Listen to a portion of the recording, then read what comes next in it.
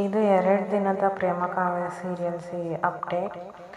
ಸ್ಟಾರ್ಟಿಂಗಲ್ಲಿ ಏನಾಗುತ್ತೆ ಅಂತ ಅಂದರೆ, ಈ ಕಡೆ ಸ್ನೇಹ ಫುಲ್ ಎದುರುಕೊಂಡಿರ್ತಾಳೆ ಪ್ರೇಮನ ಭೂತಕ್ಕೆ.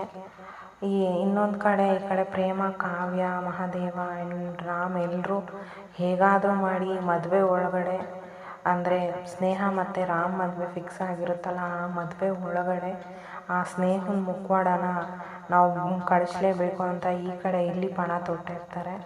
ಇವನ್ ಶಾಸ್ತ್ರಿಗಳು ಬಂದು ಮದುವೆ ಡೇಟ್ನ ಗುರ್ತಾಕೊಟ್ಟು ಹೋಗಿರ್ತಾರೆ. ಈ ಕಡೆ ಮದುವೆ ತಯಾರಿ ನಡೆಸ್ತಾ ಇರ್ತಾಳೆ ರಾಜೇಶ್ವರಿ.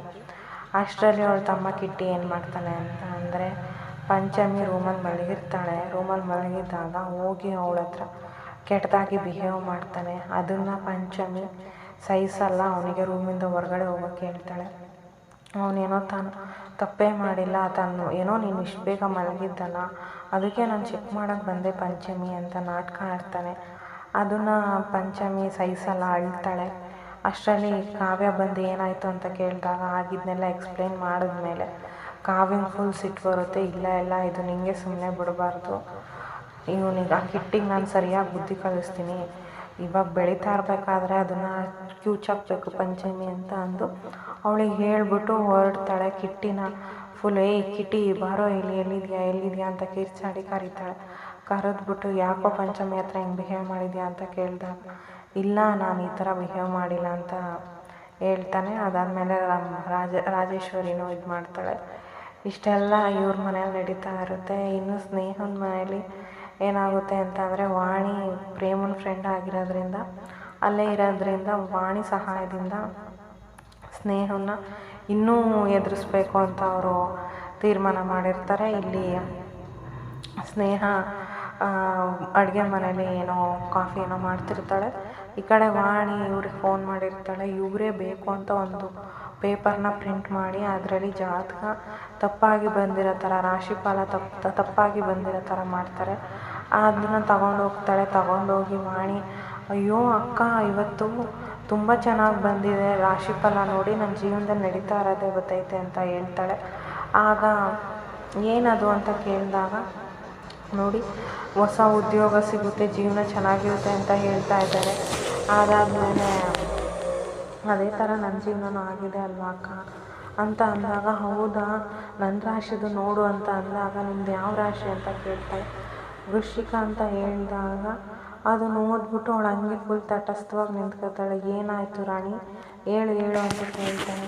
ಏನಿಲ್ಲ ಬಿಡಿ ಅಂತ ಹೇಳಿದಾಗ, ಇಲ್ಲ ಓದು ಅಂತ ಹೇಳಿದಾಗ, ಮದುವೆ ಲಾಭ ಇದೆ ಅಂತ ಸ್ಟಾರ್ಟಿಂಗ್ ಓದ್ತಾಳೆ. ಅದನ್ನು ಕೇಳಿ ಸ್ನೇಹ, ಇದೇನಿದು ಇಷ್ಟು ಚೆನ್ನಾಗಿದೆ, ಏನಕ್ಕೆ ಇದನ್ನು ಓದಲ್ಲ ಅಂತಿದ್ದೆ ಅಂತ ಕೇಳಿದಾಗ, ಇಲ್ಲ ಮುಂದೆ ಅಷ್ಟು ಚೆನ್ನಾಗಿಲ್ಲ ಅಂತ ಹೇಳಿ ಏನಂತ ನೋಡಿದಾಗ, ಇವನ್ ಮರಣ ಯೋಗನೂ ಇದೆ, ಯಾವುದೋ ಒಂದು ಅತೃಪ್ತ ಆತ್ಮ ನಿಮ್ಮನ್ನು ಕಾಡ್ತಾ ಇದೆ ಅಂತ ಓದ್ತಾಳೆ. ಅದನ್ನು ಕೇಳಿಸ್ಕೊಂಡು ಸ್ನೇಹ ಫುಲ್ ಗಾಬರಿಯಾಗಿ ಕೈಯಲ್ಲಿ ಲೋಟನ್ನು ಬೀಳಿಸಿ, ಡ್ಯಾಡಿ ನೋಡಿ ಡ್ಯಾಡಿ, ಪೇಪರಲ್ಲಿ ಏನು ಬಂದಿದೆ, ಆ ಪ್ರೇಮ ನನ್ನನ್ನು ಉಳಿಸೋಣ ಡ್ಯಾಡಿ, ಪ್ಲೀಸ್ ಡ್ಯಾಡಿ, ನಿಮ್ಮ ಮಗಳನ್ನ ಉಳಿಸ್ಕೊಳ್ಳಿ ಡ್ಯಾಡಿ, ಇಲ್ಲಾಂದರೆ ಆ ಪ್ರೇಮ ನನ್ನ ಸಾಯಿಸ್ಬಿಡ್ತಾಳೆ ಡ್ಯಾಡಿ ಅಂತ ಅವ್ರ ಅಪ್ಪನ ಹತ್ರ ಕಾಲ ಹತ್ರ ಹೋಗಿ ಫುಲ್ ಜೋರಾಗಿ ಅಳ್ತಾಳೆ. ಅದನ್ನು ನೋಡಿದ ಅವರಪ್ಪ, ಏನಮ್ಮ ಸ್ನೇಹ ಇದು, ಪೇಪರಲ್ಲಿ ಬಂದಿರೋದನ್ನೆಲ್ಲ ನೋಡಿ ಹಿಂಗೆಲ್ಲ ಎದುರುಕೊಳ್ತಿದ್ಯಲ್ಲ ಅಂತ ಅವಳಿಗೆ ಸಮಾಧಾನ ಮಾಡ್ಬೇಕಾದ್ರೆ, ವಾಣಿ, ಯಜಮಾನ್ರೇ ನನಗೊಬ್ಬರು ಮಂತ್ರವಾದಿಗಳು ಗೊತ್ತು, ಅವರು ಇಂಥ ಭೂತ ಪ್ರೇತಗಳನ್ನೆಲ್ಲ ಬಿಡಿಸ್ತಾರೆ, ನಾವು ಸ್ನೇಹ ಮೇಡಮ್ ಅವ್ರನ್ನ ಅಲ್ಲಿ ಕರ್ಕೊಂಡು ಹೋಗೋಣ, ಇವ್ರನ್ನ ನೋಡ್ತಿದ್ರೆ ನನಗೆ ತುಂಬ ಬೇಜಾರಾಗ್ತಿದೆ ಅಂತ ಹೇಳಿದ್ದು ಕೇಳಿ ಸ್ನೇಹ, ಹೌದು ಡ್ಯಾಡಿ ನಾವು ಅಲ್ಲಿಗೆ ಹೋಗೋಣ ಡ್ಯಾಡಿ, ಬನ್ನಿ ಡ್ಯಾಡಿ ಅಂತ ಹೇಳ್ಬಿಟ್ಟು ಸ್ನೇಹ ಅವ್ರ ಅಪ್ಪನ ಕನ್ವಿನ್ಸ್ ಮಾಡ್ತಾಳೆ. ಅವರಪ್ಪ, ನಿನಗಿಂತ ನನಗೇನು ಹೆಚ್ಚಲ್ಲಮ್ಮ, ಬಾ ಹೋಗೋಣ ಅಂತ ಹೇಳಿ ಕರ್ಕೊಂಡು ಹೋಗ್ತಾರೆ. ಆ ಜಾಗ ಯಾವುದಂತ ಅಂದರೆ, ಈ ಸ್ನೇಹ ಪ್ರೇಮನ್ನ ಬೆಟ್ಟದಿಂದ ನೂಕಿರ್ತಾಳಲ್ಲ ಅದೇ ಜಾಗ. ಬಟ್ ಸ್ನೇಹಂಗೆ ಅದಷ್ಟು ಗೊತ್ತಾಗಲ್ಲ. ಈ ಕಡೆ ಮಹಾದೇವಗೂ ಪ್ರೇಮ, ಕಾವ್ಯ, ರಾಮ್ ಎಲ್ರಿಗೂ ವಿಷಯ ಮುಟ್ಟಿಸ್ತಾಳೆ ವಾಣಿ, ಈ ಥರ ನಾವು ಹೊರಟಿದ್ದೀವಿ, ನೀವು ಬೇಗ ಬಂದ್ಬಿಡಿ ಅಂತ. ಮನೆಯಿಂದ ಹೊರಡ್ತಿರ್ಬೇಕಾದ್ರೆ ಅವರಮ್ಮ ಬಂದು ಕೇಳ್ತಾರೆ, ಕಲ್ಯಾಣಿ ಎಲ್ಲಿಗೆ ಹೋಗ್ತಿದ್ದೀರಾ 3 ಜನ ಅಂತ. ನಾವೊಂದು ಒಳ್ಳೆ ಇಂಪಾರ್ಟೆಂಟ್ ಕೆಲ್ಸಕ್ಕೆ ಹೋಗ್ತಿದ್ದೀವಿ ಅಮ್ಮ, ಇವತ್ತು ಎಲ್ಲ ಸತ್ಯಗಳು ಹೊರಗಡೆ ಬರುತ್ತೆ ಅಂತ ಹೇಳಿ ಅವ್ರು 3 ಜನ ಹೊರಡ್ತಾರೆ. ಅವ್ರು 3 ಜನ ಹೊರಟ್ಮೇಲೆ ಪ್ರೇಮ ಅವ್ರ ಜೊತೆ ಬರೋಕ್ಕಾಗಲ್ಲ, ಸಪ್ರೇಟಾಗಿ ಬಂದು ಕಾರ್ ಹತ್ಕೊಳ್ತಾಳೆ. ಅವ್ರುಗಳು ಬಂದು ಅಲ್ಲಿಗೆ ರೀಚ್ ಆಗ್ತಾರೆ.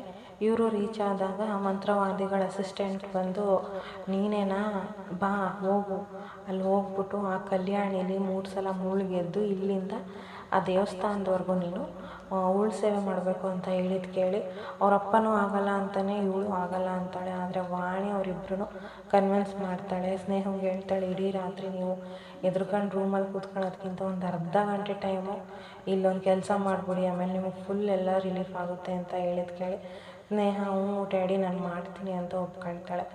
ಅದಾದಮೇಲೆ ಅವಳು ಉಳ್ ಸೇವೆನೂ ಮಾಡಿ ಆಗಲ್ಲ, ಅವಳಿಗೆ ತುಂಬ ಕಷ್ಟಪಡ್ತಾಳೆ ಉಳ್ ಸೇವೆ ಮಾಡಬೇಕಾದ್ರೆ. ಇದನ್ನೆಲ್ಲ ನೋಡಿ ರಾಮ್, ಪ್ರೇಮ ಎಲ್ಲ ನಗಾಡ್ತಿರ್ತಾರೆ, ಇವಳಿಗೆ ಸರಿಯಾಗಿ ಆಗಬೇಕು ಇವಳು ಮಾಡಿದ ತಪ್ಪಿಗೆ ಅಂತೇಳಿ ನಗಾಡ್ತಿರ್ತಾರೆ. ಕೊನೆಗೆ ಉಳ್ ಸೇವೆ ಮಾಡ್ಕೊಂಡು ಒಳಗಡೆ ಹೋಗಿ ಕೂತ್ಕೊತಾಳೆ. ಅದ್ರಲ್ಲಿ ಬಂದಿರೋದು ಕಾಮಿಡಿ ಕಿಲಾಡಿಗಳಲ್ಲಿದ್ದಂಥ ಒಬ್ಬ ಕಾಮಿಡಿಯನ್ನು ಅಲ್ಲಿ ಮಂತ್ರವಾದಿ ವೇಷ ಹಾಕೊಂಡು ಕೂತಿರ್ತಾರೆ. ಕೂತಿದ್ದಾಗ ಅವನು ಬಂದ, ನೀನು ಬರ್ತೀಯ ಅಂತ ನಾನು ಕಾಯ್ತಾ ಇದ್ದೆ, ಬಾ ಕೂತ್ಕೊ ಅಂತ ಹೇಳಿ ಅವಳನ್ನ ಕೂರಿಸ್ತಾರೆ.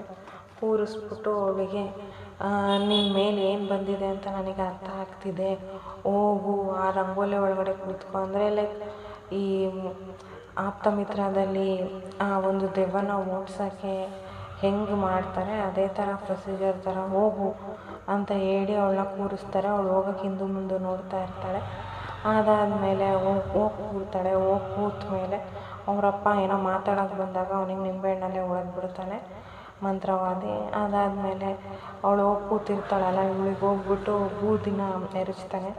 ಅವಳಿದ್ದವಳು, ಇದೇನಿದು ಬೂದಿ, ಏನು ಬೂದಿ ಇದು, ಏನಕ್ಕೆ ಹೀಗೆಲ್ಲ ಎರಚ್ತಿದ್ದೀರಾ ಅಂತ ಅಂದಾಗ, ನಿನ್ನ ಒಳಗಡೆ ಇರೋ ಆ ದೆವ್ವ ಹೊರ್ಗಡೆಗೆ ಬರಬೇಕು, ಬೂದಿನ ಉಗುಳು ಬೇಡ, ನುಂಗು ಅಂತ ಹೇಳ್ತಾರೆ. ಅದಾದಮೇಲೆ ಅದನ್ನೆಲ್ಲ ನೋಡಿದವರಪ್ಪ ಇದು ಯಾಕೋ ಸರಿಯಾಗ್ತಿಲ್ಲ ಅಂತ ಹೇಳ್ತಾರೆ. ನೀ ಅವ್ರನ್ನ ಹೊರಗಡೆ ಕರ್ಕೊಂಡೋಗಿ ಅಂತ ಹೇಳಿ ಅವ್ರನ್ನ ಸ್ವಲ್ಪ ದೂರಕ್ಕೆ ಕರ್ಕೊಂಡು ಹೋಗ್ತಾಳೆ ವಾಣಿ.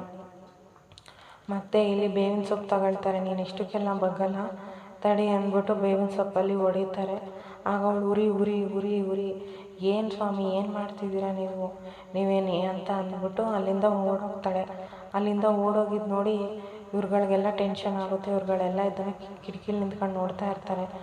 ಏನಾಯಿತು, ಅಲ್ಲ ಇವಳಿಂಗೆ ಓಡೋಗ್ಬಿಟ್ರೆ ನಮ್ಮ ಪ್ಲ್ಯಾನ್ ಉಲ್ಟಾ ಆಗುತ್ತಲ್ಲ ಅಂತ ಕಾವ್ಯ ಹೇಳಿದಾಗ ಪ್ರೇಮ ಹೇಳ್ತಾಳೆ, ಅವಳು ಎಷ್ಟು ದೂರ ಬೇಗ ಓಡೋಗ್ತಾಳೆ ಅಷ್ಟೇ ಬೇಗ ಬಂದು ಈ ಮಂತ್ರವಾದಿ ಹತ್ರ ಕೂರ್ತಾಳೆ.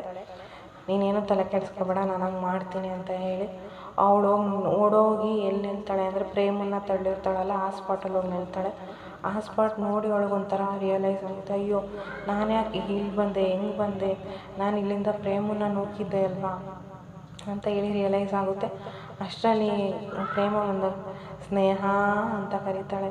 ಅದನ್ನು ಕೇಳಿಸ್ಕೊಂಡಿದ್ದು ಸ್ನೇಹ ಹುಲ್ ಶಾಕು, ಪ್ರೇಮ ನೀನೇನಿಲ್ಲಿ ಅಂತ ಕೇಳಿದಾಗ, ನನ್ನ ರಾಮ್ ಪವಿತ್ರ ಸಂಬಂಧನ ಹಾಳು ಮಾಡಿದೆ, ನನ್ನನ್ನು ಇಲ್ಲಿಂದ ನೂಕಿ ನನ್ನನ್ನು ಸಾಯಿಸಿದೆ, ನಿನ್ನನ್ನು ನಾನು ಬಿಡಲ್ಲ ಕಣೆ ಅಂತ ಅಂದ್ಬಿಟ್ಟು ಅವಳ ಕತ್ತನ್ನು ಇಸುತ್ತಾ ಇರ್ತಾಳೆ. ಇಷ್ಟು ಇವ್ರದ್ದು ಸೀನಾದರೆ ಈ ಕಡೆ ಮಹಾದೇವ ಮನೆಯವ್ರಿಗೆಲ್ಲ ಫೋನ್ ಮಾಡಿಬಿಟ್ಟು, ನೀವು ಬನ್ನಿ ನಿಮಗೆಲ್ಲ ಒಂದೇನೋ ಸತ್ಯ ಗೊತ್ತಾಗಬೇಕಾಗದೆ ಅಂತ ಹೇಳ್ಬಿಟ್ಟು ಅವ್ರನ್ನ ಕರೆಸ್ತಾರೆ. ಈ ಕಡೆ ಸ್ನೇಹ ಪ್ರೇಮಿಗೆ ಎದುರ್ಕೊಂಡು ಓಡಿ ಬಂದು ಮತ್ತೆ ಮಂಡಲದೊಳಗೆ ಕೂತ್ಕೊಳ್ತಾಳೆ. ಇನ್ನು ನಾಳಿನ ಸಂಚಿಕೆಯಲ್ಲಿ ಏನಂತ ಅಂದರೆ, ಅವಳು ಮಂಡಲದೊಳಗಡೆ ಇರ್ತಾಳಲ್ವ, ಅವಳ ಬಾಯಿಂದ ಪ್ರೇಮನ್ನ ತಾನೇ ನೂಕಿ ಸಾಯಿಸಿದ್ದು ಅನ್ನೋದನ್ನ ಹೊರಗಡೆ ಬಂದರೆ ಆ ಪ್ರೇಮ ದೆವ್ವ ಅವಳಿಗೆ ತೊಂದರೆ ಕೊಡ್ದೇ ಹೋಗುತ್ತೆ, ಒಪ್ಕೊ ಅಂತ ಸ್ನೇಹಂಗೆ ಆ ಮಂತ್ರವಾದಿ ಹೇಳ್ತಾರೆ. ಅದೇ ನಾಳಿನ